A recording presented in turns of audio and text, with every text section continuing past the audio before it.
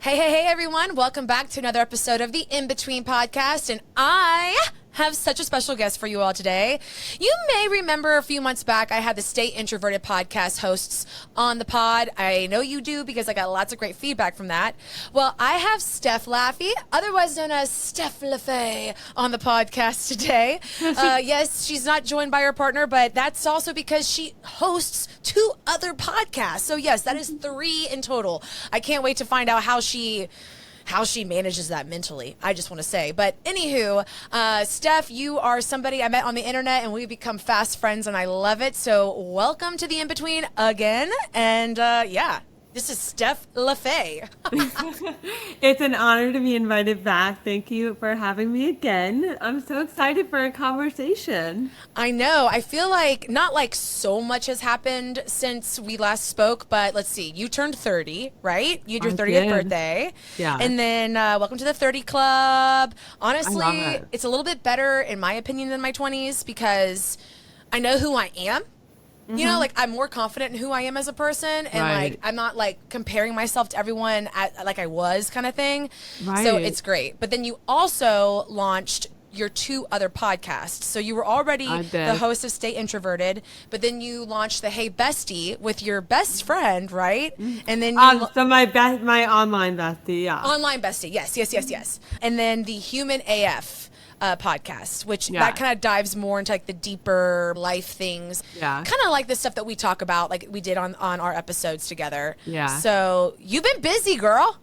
I have been busy, but you know what's crazy is I don't feel as anxious as I did when I was in my 20s. It's like, really? I just feel like life is just, it's all coming together. It's all making sense. Like all the pieces are clicking and I feel less anxious, less stressed, less overwhelmed, like more like myself. It's very weird. And like, it's very weird to be happy. No, I mean, I love it. I love this for me. I hope it lasts. I don't know if it will. It will, absolutely. A way of like, you know, throwing me in chaos whenever I get used to it.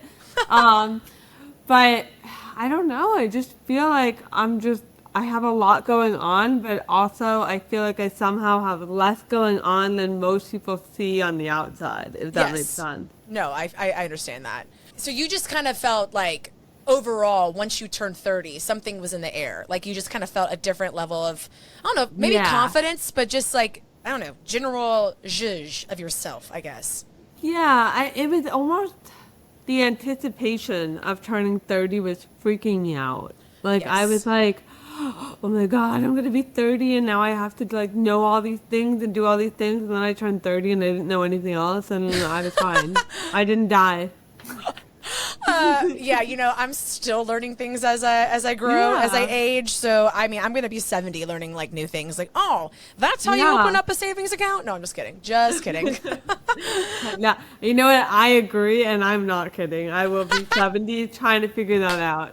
You know, maybe by the time I'm 73, I would have opened up a Roth IRA. And I'm sure all my finance people listening are cringing so hard right now. But sorry about it. I have lots of strengths, but that's not one of them. Yeah. Me too, girl. Oh, gosh. Well, the first thing I want to talk about is how in the heck do you manage 3 podcasts as a host and work a full-time job and seemingly keep your shit together? Well, thank you. So that is a really good question. It's a question that I've had to think about a lot because I get that question a lot. Really? Because people are like, are you insane? I'm like, yes. But also, I think it's because I have a co-host for each one. I can see that. And we all have sort of learned our strengths and weaknesses when it comes to the podcast. For me, like, I have figured out that my strengths are all the behind-the-scenes stuff. And, like, my co-hosts do all the front-facing stuff. So, like, the marketing and promotion of it and the social media side, where I do, like, the outreach, the scheduling, like the building relationship side. Very nice. And because those are my strengths and I get to lean into them, it doesn't take me that long. Right. Okay. And yeah, like that same with them. Like when we were trying to all do the things that like weren't in our strength box. I don't know if that's the right. I like term, it. Strength whatever. box. Yeah. We're new term. When we weren't doing our strength box, we were like all struggling. Right. Because like, so for example, I was doing social media for Stay Introverted. I hate, like, people don't realize I actually don't like being on social media. I just like the connections that I've made. Yes, So, I agree. Like Jay is really good at pumping out reels, for example, and Jay's my co-host on the Stay Introverted podcast. So for him, like, pumping out 5, 6, 7 clips takes 45 minutes.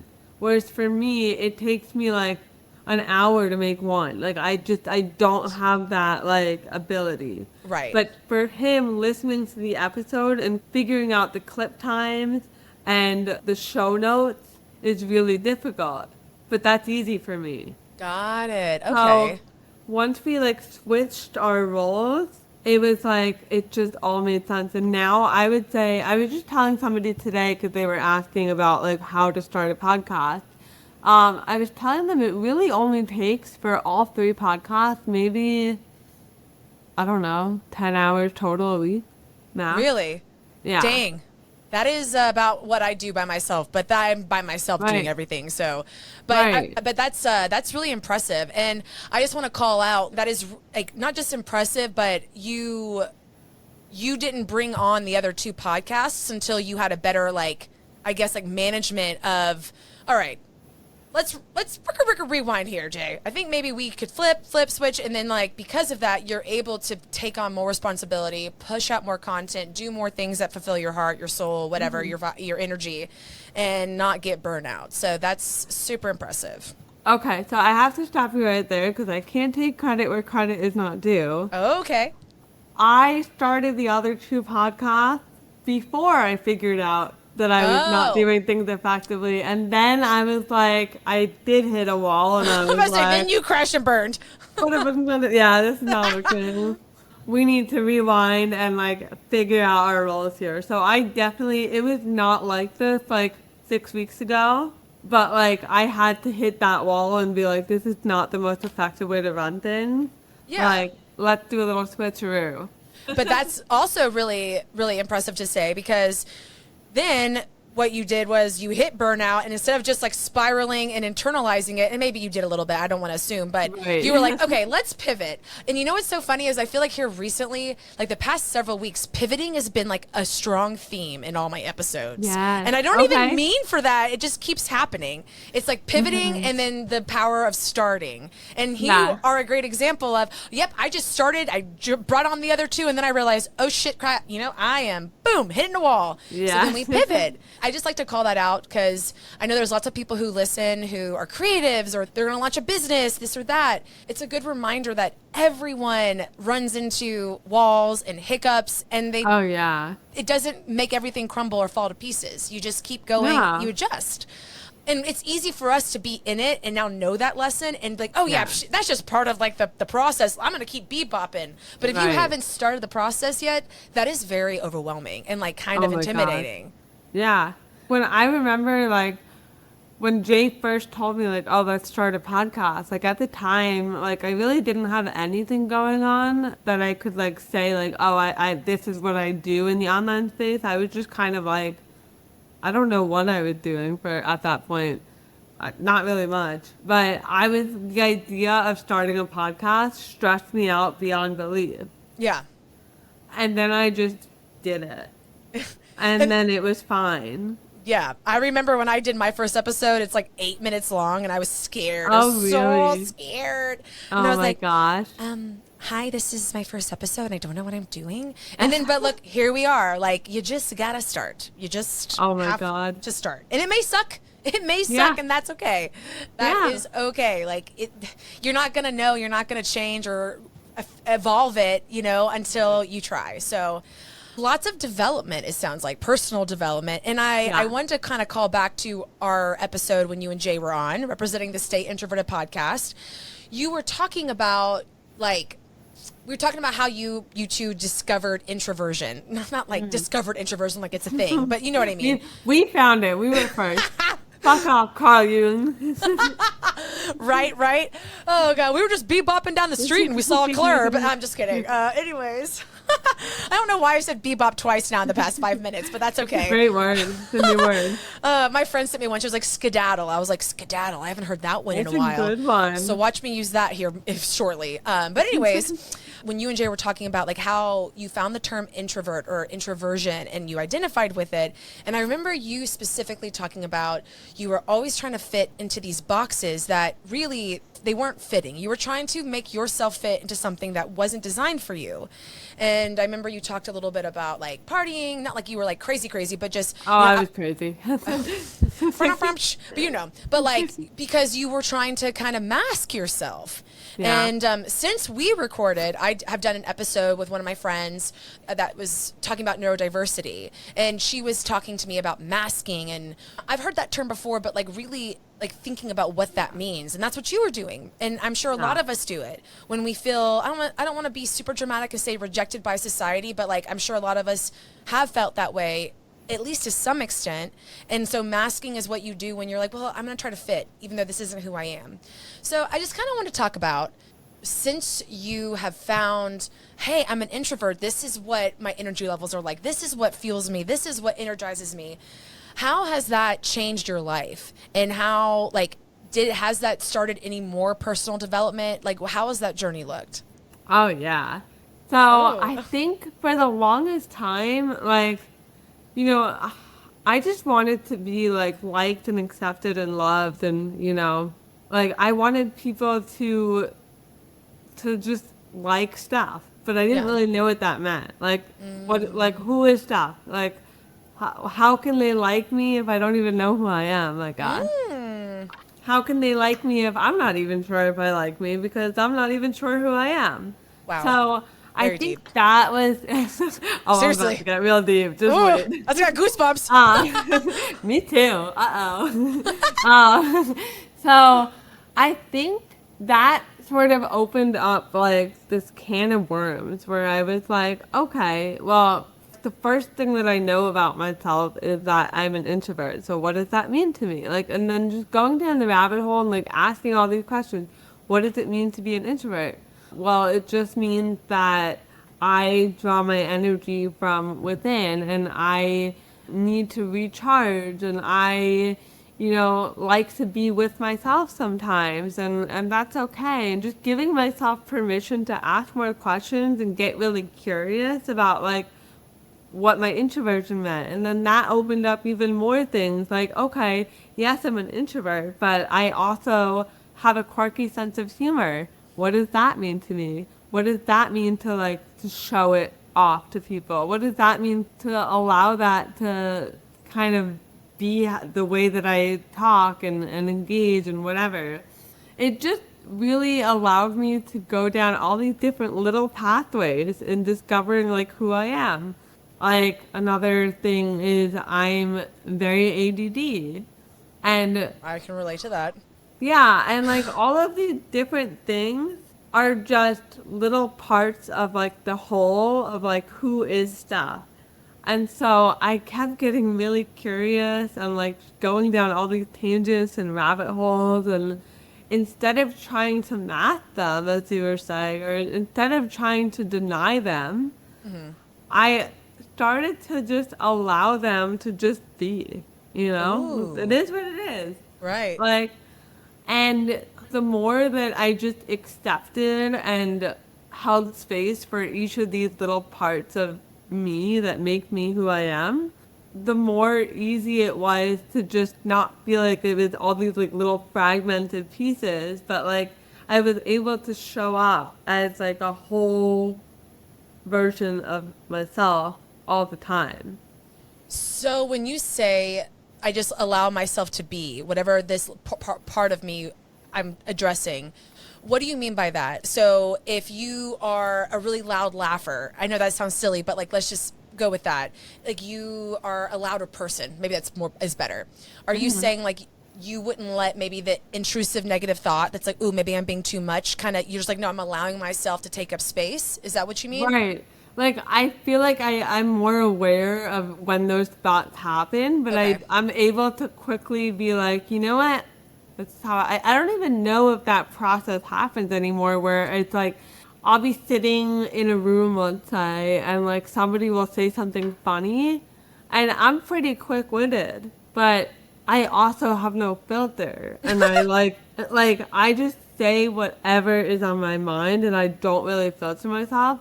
In the past, I would mentally be like, no, don't say that. But now I'm like, I just let it come out if it's like the right audience and the right environment and the right situation. Like, I don't hold back anymore. I'm just myself.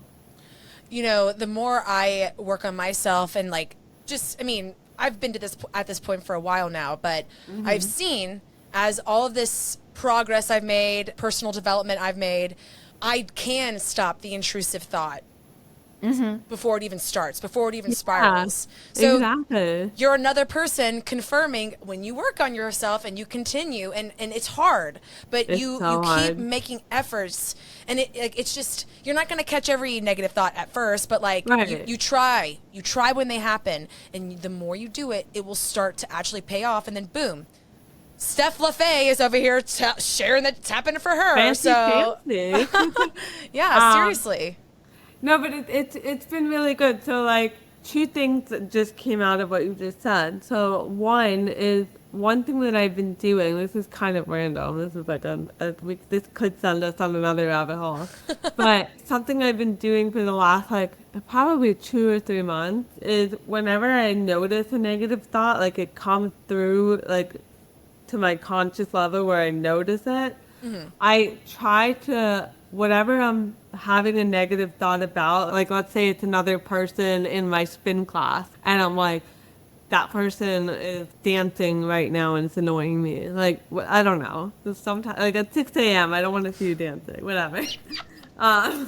Just freaking spin. Dead. So, like, if I have a negative thought about that person at 6 o'clock in the morning, I try to find 3 positive things that I like about them. And it's like, I don't let myself move on from that negative thought until I've sort of come up with 3 things that are positive to counter it.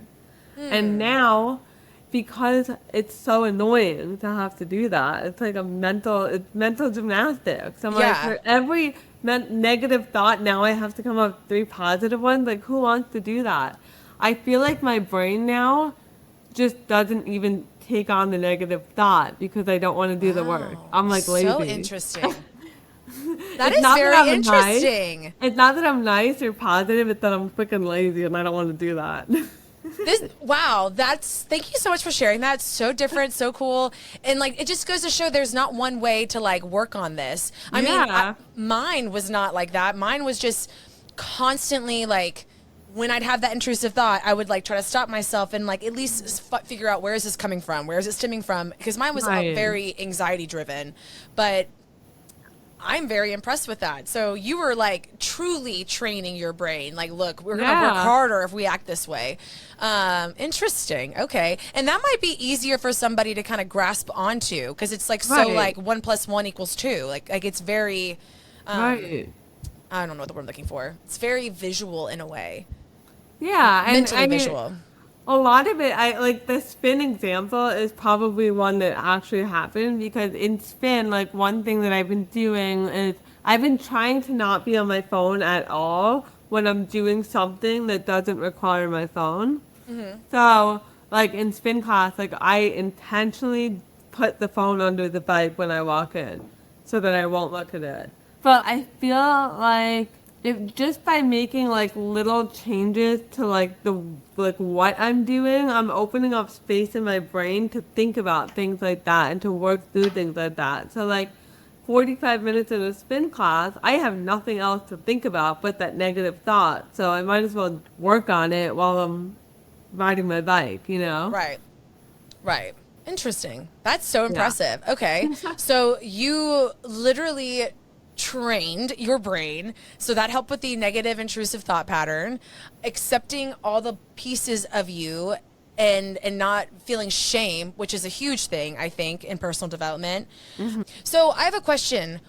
Would you say, like, what was the, and there could be more than one, moment that made you, like, I don't want to say rock bottom, but maybe rock bottom, that made you want to start pursuing some level of personal development? And or was it when you discovered the introversion term, or was that part of like your personal development journey? So the introversion was I discovered that by accident. I think we talked about it on the previous episode. Yes. Like I was trying to figure out what to put in my Instagram bio, and like somebody was like, yes. "Oh, I think you're an introvert." I was like, "Okay." I think you might be right. But the catalyst for this whole thing was COVID. My wedding got canceled twice. Yeah. My husband had COVID. Oh, no. And it was like 10 days in. And his stepfather was like, I can't get sick. So he pretty much like made us stay in the attic for 2 weeks, just the two of us. And we had nothing to do but like think and like be with each other. By day 3, I was like, don't talk to me. Yeah. We had this little like very small room to share and do everything in for 14 days. It was horrible. That sounds horrible. It was, yeah. So I basically just made an Instagram about, at the time, it was about fitness. Because I was hoping that my wedding was still going to happen. I was in denial. Yeah. I think a lot of us were. Mine got canceled once. Okay. Oh, it was brutal. So I was kind of like, okay, all I'm eating right now is like the cookies that my mother-in-law is baking. I need to be able to fit into this dress, and the only way that I'm going to eat right is if I exercise. So I made an Instagram basically to show people, and this is like it's kind of embarrassing now in hindsight, but like I don't know anything about fitness. I just like to work out. Same. And I guess I do okay. But like I basically was using all the things in the room, like the objects in the room, to make makeshift machines that we had at the gym. And I was like showing it on Instagram. It was like a craft stand. It looked crazy. But like whatever. That's what we were all doing back during COVID. Yeah, exactly. Like I had like a stick that I got from outside. I had like a rubber band, a giant rubber band or whatever, and I was using it to make like a lat machine. It was very creative. That is very creative. I'm so impressed. Yeah, it was crazy. But I was so bored. Yeah. So that is kind of what started this whole thing. And then over the course of like the pandemic, I went from like fitness to like mental health, and like I really had nowhere to go but inward because there was really nothing going on. Yeah. So it was just this like ongoing cycle of like asking more questions, getting more curious, finding answers, getting more curious, going deeper inwards. And I would say the first 2 years of that was me just going closer and closer and closer to like rock bottom. Mm-hmm. And like it was very lonely and very overwhelming. Yeah. I felt like everybody thought I was crazy. I felt crazy. And it was just this like never ending like dark hole. It's like, when is this gonna end? Man, I feel that. But then, like, something happened in March 2022, so about 2 years in. I basically stopped taking my ADD meds. And everything started, like, one day at a time, things started getting better. Like, I, like, Really? finally, like, saw the light at the end of the tunnel. Wow. I stopped taking them cold turkey, which, in hindsight, probably wasn't very safe. But those, I think, were the reason that I felt so alone and so confused and so overwhelmed, because I didn't even know who I was anymore at that point. It was like I was overprescribed, overmedicated. I was like a robot, like a zombie. I wasn't sleeping.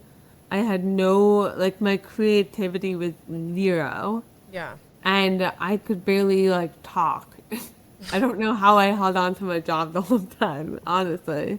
But I guess I was working really hard because I was overprescribed to that medication. Yeah, but so you're hyper-focused. Yeah, like hyper-focused. But once I like let go of the medication, I was able to slowly heal myself. And I think that is when the healing really began, because I started to have emotions again. Like I started to have like an emotional connection to myself again. Ooh, love that. Yeah, and like once I started to explore my feelings instead of just I don't think I had emotions for like a while, or at least I wasn't aware of them, which is a very bizarre place to be in hindsight. And then for about a year, I went from literally not emotional at all, like having no emotions, to being the most emotional person you would ever meet. Like, it was like 6 years of having like no emotions or having them like disappear over the course of 6 years. All of a sudden, I was having like, all the feelings. Yeah. All bubbled up to the top, and it was like a volcano. Right. And then last summer, I started to learn, I would say around July. We got home from a trip to Myrtle Beach. We went to Myrtle Beach with some friends. I partied very hard in Myrtle Beach. And it's like not really a party. It's like a very low-key beach. So was I okay? I don't know. I'm okay now. Yeah. She's good now. But we got back from there, and I was like, okay, something's got to give again. Like, something's got to change. Yeah. I started learning how to not just feel my feelings, because I was clearly very good at that point. I started learning how to speak to them, manage them, talk about them, cope with them without, like, drinking or doing other things. And through that, I... like, over the course of a couple months, like, I stopped drinking liquor. I stopped really doing anything. I just learned how to be real about what I was feeling. And since then, like, I would say since last November or so, things have really been clicking into place. And it's like milestone after milestone after milestone. And I feel like I've become a whole person because I'm able to speak to my emotions. That was a total rant. I don't know if any of that made sense. Oh, it made all the sense, and it was not a rant. It was a story. Yeah, it was. There come the negative thoughts. See, I'm not immune to them. Yeah, there you are in real time. See, everybody, we can still have our shit together, but have those moments. You know, you no longer have to mask. You are authentically you. Right. Thank you for speaking to that, because sometimes, like, tapping into your emotions and understanding them for whatever reason is scary to some people. Yeah. Or maybe it's not scary, but people don't. And I know I'm generalizing here, but people don't understand, like I feel like they dismiss it. Like, it's like, no. Like, it's actually important for you to understand how you're feeling, especially knowing that there's more than just sad, happy, angry. Like, there's levels to those. There's levels to fear. Then there's, like, where those two kind of intersect. Like, there's scared, fear, anxiety. Then there's, like, anger-driven anxiety. Like, there's different, I don't know. Knowledge is power. Knowledge is freedom. So being able to speak to how you're feeling, and then, because if you understand how you're feeling, then you're owning how you're feeling, and then you're going to be confident in that. So not a rant at all. A very important life lesson that I think a lot of us still struggle to learn, or we, like, again, we just dismiss it as something not important. Right. Yeah, and I think the other thing too is, like, you know, throughout all of this, there were very high highs, and not just because of my ADD meds or whatever other shit I was doing, but there were, like, moments that were really good throughout all of this. Like, I got married in the midst of all this. Right.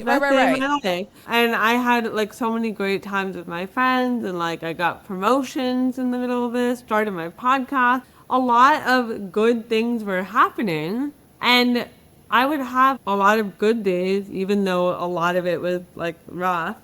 And nowadays, like, it's sort of flipped. I'm having mostly good days, but I still have my fucking bad days. Like, it's, right. And I think you're never going to get rid of, like, the bad days or the bad moments. It's just, you know, how you deal with them. No, absolutely agree. I mean, I still have moments, like, where I don't want to say I'm embarrassed, like talking about owning. So you own who you are, you own the emotions, you own the feelings.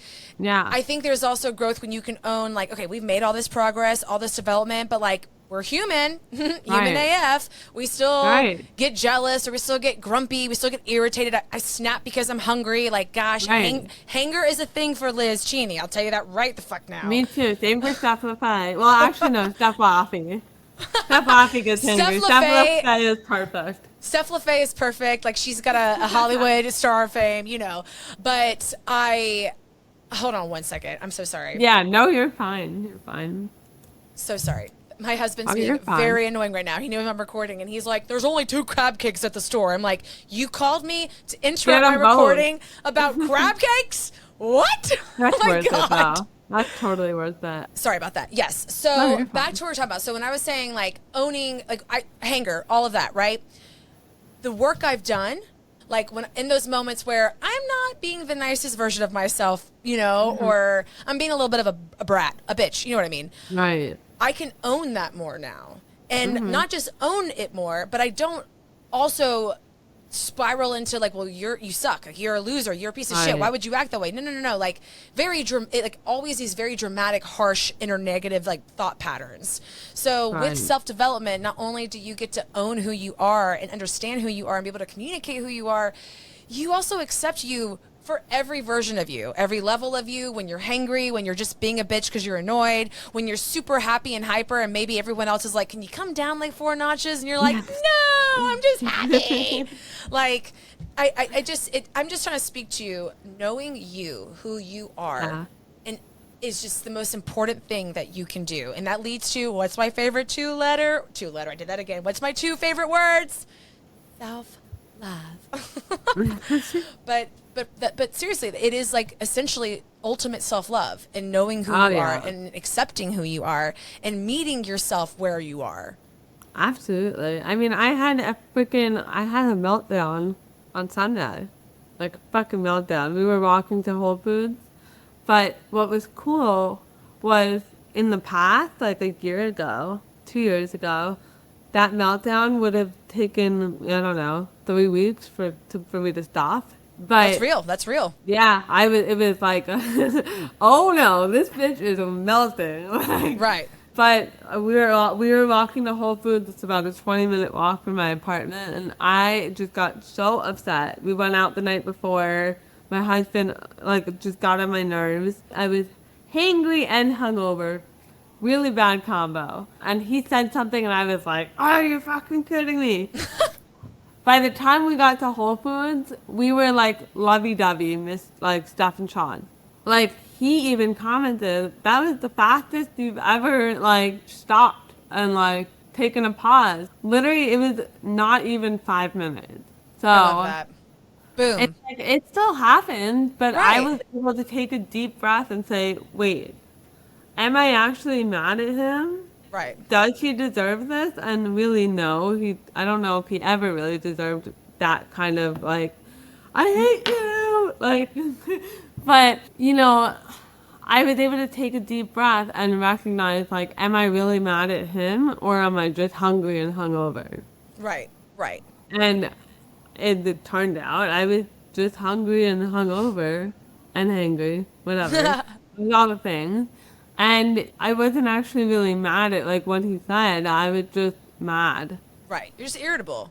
I And was it happens. irritable, yeah. It happens. And then we get over it and it's like, sorry, babe. Like, I don't hold on to my pride or who's right or who has the last word Right. anymore. It's Oh my like, God, okay. yeah. Because 9.5 times out of 10, the fights or the arguments are over stupid shit, you know, or just whatever.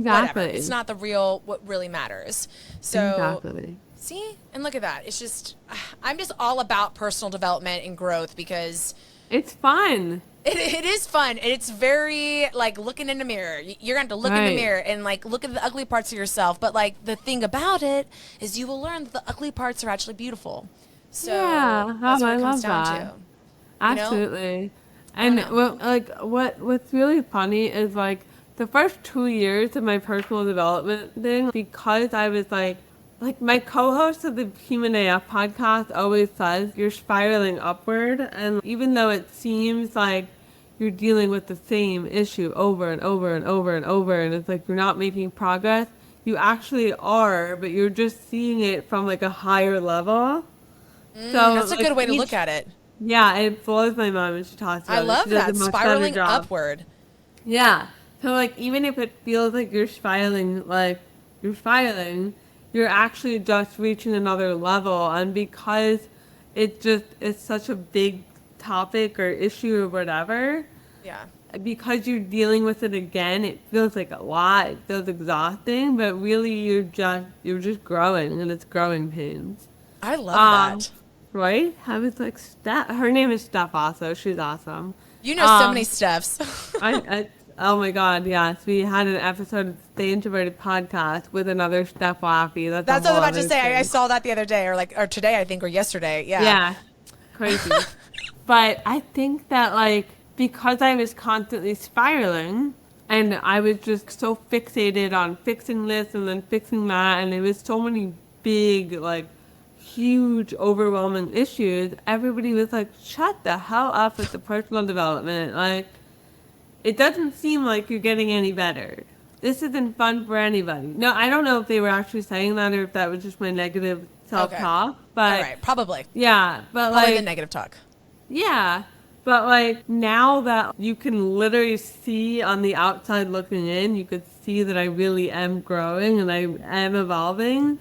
I think it's fun for everybody else too.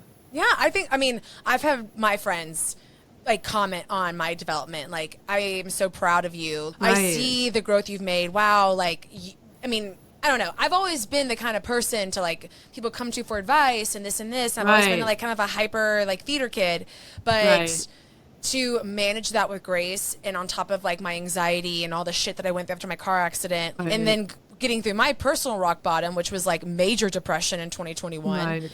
And I also want to say like to you, like there were some good moments. I got married in that process too, but I was not okay. I was at my rock bottom. Yeah. And it was after my wedding that I realized it because I was just... Are we the same person? Yeah, it was bad. It was like 4 months afterward. Yeah. But... Same. Yeah, it is fun for them because they see it. And then like then what's cool is you see the ripple effect your growth has had on the people around you. Yeah. So they don't just recognize it, but then you're helping them as well. Like, I truly think that I've helped a lot of people. And I don't mean that in a braggy way at all. I mean it from a way of like, because I am comfortable sharing my vulnerability, sharing my authenticity, I think that helps because absolutely we need real. We need real. Right.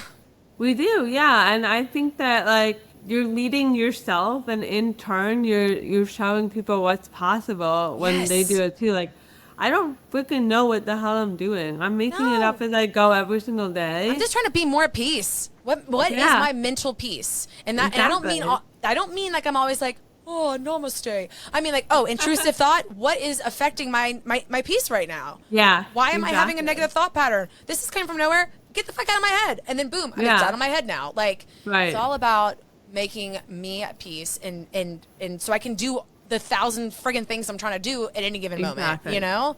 Exactly. Like, God, I'm hard enough, like, with the shit I try to juggle anyway. I don't need my anxiety and brain trying to, like, you know, fuck it up, too. Exactly. Oh, my God. Like, my brain on anxiety is, like, I might as well just, like, sleep or stare at the wall. Like, it's useless. So, like, what do I need to do right now to get those anxious thoughts to turn off so that I can focus on whatever I'm trying to do? And if that's, like, stop doing what you're doing and just go to bed or just leave the office early or just go for a walk or take a deep breath, then that's what I need to do. Yep. And the world will not crumble. It will not catch on fire, despite what your head tells you. Exactly. Which, that's something you have to learn as well. Well, I know we are running low on time. We're running out of time here. So I just want to say before you drop all your Instagram handles and podcasts, do you have any last words that you'd like to give the audience who maybe they're on their own personal development journey, maybe they need to start and they're scared or just in general? Yeah, so I think the big thing is you're going to want to focus on all the different things, especially if like you're at the start. You're going to notice a lot of things that you need to change about yourself. And I say that in air quotes because there's nothing that you need to change. You're amazing. But I think you're going to want to change a million and gajillion things at once. Focus on one thing at a time. And I think a lot of things will self-correct without you even realizing. So perfect. Perfectly said. A really quick example of this is I used to chew gum like a psychopath. Like I literally chewed 2 packs a day. Like it was it was crazy. So you were chewing gum. Got it. I was a gum chewer. And at the same time, I was also obsessively organizing my to-do list. and I was on social media way too much. Yeah. So rather than try to fix the gum chewing, which I tried many times, I started focusing on fixing my relationship with social media and my to-do list. And by accident, I stopped chewing gum because I was no longer using those two things to avoid my life. And so the tension in my jaw disappeared, and I don't need gum anymore. Yeah. So focus on one or two things, and other things will resolve just by accident. Agreed. That's a good call out. That was actually very well said.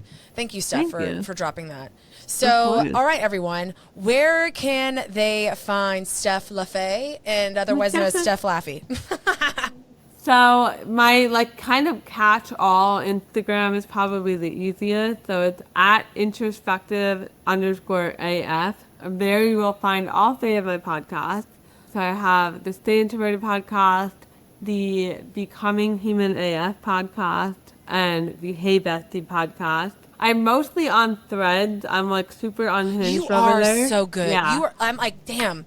I post on Threads once a blue moon, and you're just over there constantly. It's my journal. I so forget that it's public. I genuinely I'm like, uh-oh. Did I just post that? Uh-oh.